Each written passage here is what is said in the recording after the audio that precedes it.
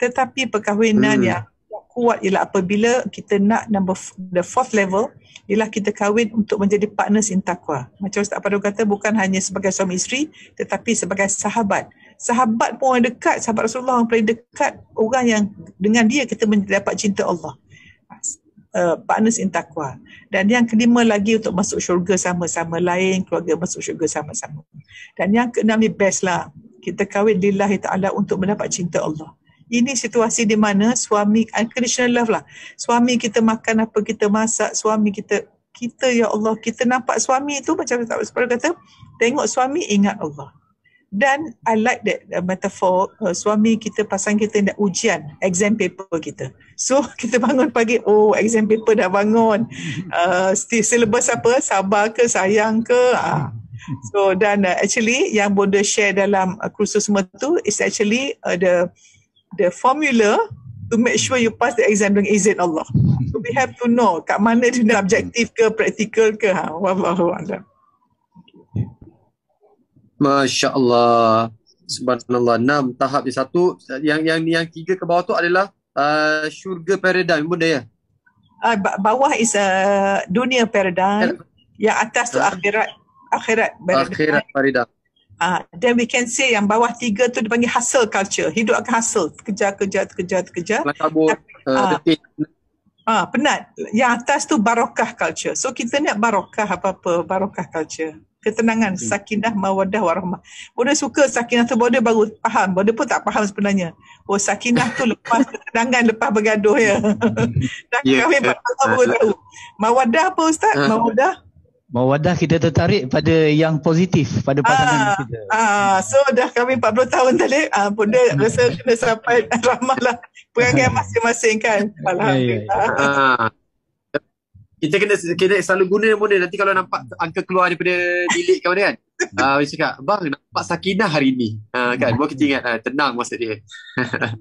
Baik, Ustaz, saya faham ni dalam waktu-waktu yang ada ni kan, berbaki di final lap ni, mungkin Ustaz boleh bantu kami lah. Seandainya lah ya, antara kami yang ada di luar sini yang sedang menonton, ataupun mereka-mereka yang insyaAllah Allah rezekikan, mudah-mudahan akan terjumpa live ini di masa akan datang, nak lakukan sesuatu lah Ustaz ya. Kita dah tahu kita dah terperangkap dalam situasi macam ni lah. Dia ni bukan seperti yang dia yang kita kenal sebelum ni. Apa yang patut kita buat Ustaz? Adakah dengan kita bercakap dengan dia ke? Tak tahu, adakah kita perlu rujuk kepada orang lain ke? Ataupun kita just okay, hidup je lah, terima je lah, hadap je lah. Okay. Talib ya. Saya ingin respon pada soalan yang tadi juga ya. Sebab saya rasa terpanggil untuk memberi respon, iaitu bagaimana kalau kita mempertahankan rumah tangga semasa kerana anak-anak. Rumah tangga dah haywire dah ya. Tetapi kita kata aku mempertahankannya kerana ada anak-anak je. Kalau tak ada anak-anak ni memang kita nak bercerai dan sebagainya. Jadi saya ingin memberi harapan bahawa cinta pada waktu itu dia belum mati lagi tau. Dia cuma demam. Cinta pada waktu itu demam. Jadi saya ingin mengatakan bahawa ketika cinta demam, biarlah tanggungjawab menjaganya sehingga cinta pulih semula. Maksudnya walaupun kita dalam keadaan begitu, ya, dalam keadaan kita dah tak cinta tu demam ya, kita mempertahankan kerana anak-anak saja, pegang tanggungjawab. Tanggung artinya kita kena tanggung, lepas tu kita kena soal, nanti kena tanggungjawab, kena jawab. Kepada siapa? Kepada Allah. Kerana jodoh tu lah amanah kepada kita. Jadi kita laksanakan juga tanggungjawab kita, laksanakan. Oh, yang isteri ni dia dah aku nikahi dia, maksud semuanya Allah dah amanahkan kepada aku. Isteri ni amanah aku. Walaupun tidak cinta, tetapi ini adalah amanah dan kita laksanakan tanggungjawab. Ya, berterusan. Ya, bertahan. Ya, sebab itu mengikut kajian, mereka yang bertahan dengan rumah tangga yang tidak bahagia, akhirnya boleh bertemu dengan bahagia juga berbanding mereka yang membubarkan perkahwinan. Ini kajian.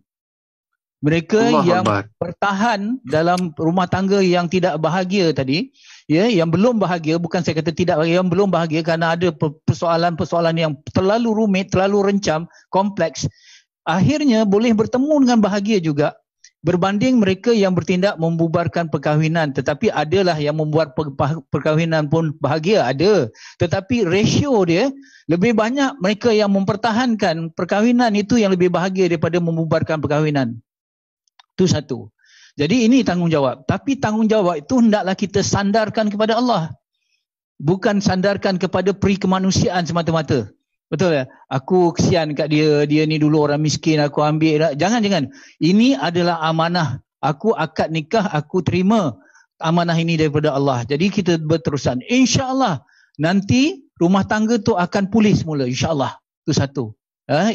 Okey, yang keduanya, bagaimana kalau kita dah, bila kahwin-kahwin ni kita tersilap. Kita rasa tersilap pilih. Betul kata tadi, ini soalan daripada Talib tadi ya. Kita bukan ini orang yang kita pilih sebenarnya. Baik saya selalu mengutarakan hadis ini, doa hadis, doa dalam bentuk hadis ni ya. Yang pertama, ya Allah, dalam doa ni doa cinta. Ya Allah, aku minta cintamu. Itu yang pertama. Yang kedua, aku minta cinta orang yang mencintaimu. Dan yang ketiga, aku minta cinta segala sesuatu yang boleh membawa kepada kecintaanmu, ya Allah. Saya selalu cakap ni pada dalam usrah ke, dalam tazkirah ke dan sebagainya. Ada yang mencelah Ustaz, yang kedua tu Ustaz, iaitu aku minta cinta orang yang mencintaimu tu, suami saya. Tapi saya nampak suami saya orang tak mencintai Allah lah. Dia tak nampak. Okay. Jadi apakah saya perlu tukar? Tidak, sebenarnya doakan suami kita. Doa ni mustajab.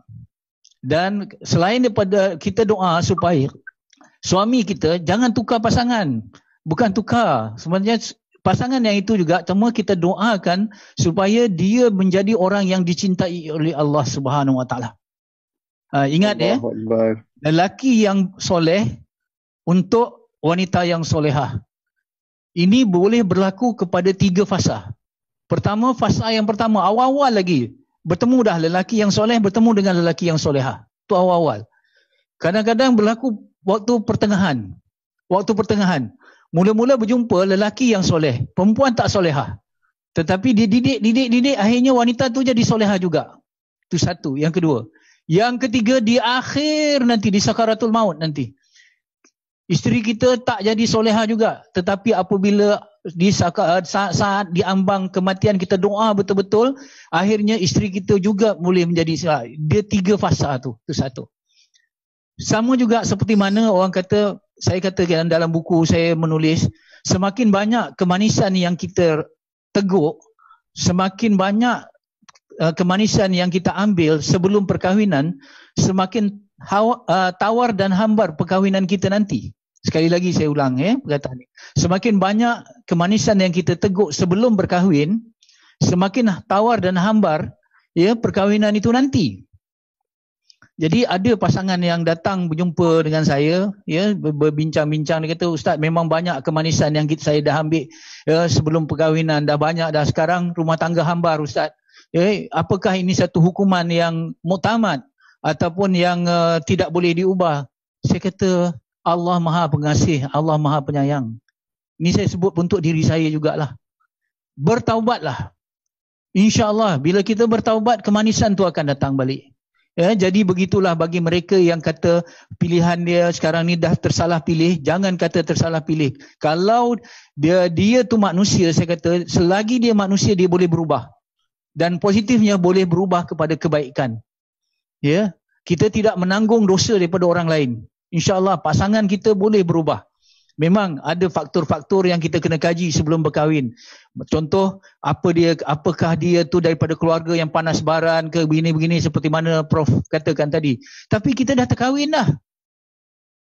Macam mana ni? Kita dah terkahwin dah, baru kita tahu semua ni, rekod-rekod semua keluar. Jadi akhirnya nanti kita kata tersalah pilih. Akhirnya kita dalam dilema. Di dalam sindrom yang penyesalan yang tak kesudahan. Jangan. Kalau kita dah tahu macam tu, bertaubatlah, doakan, dan dalam perkahwinan seperti mana yang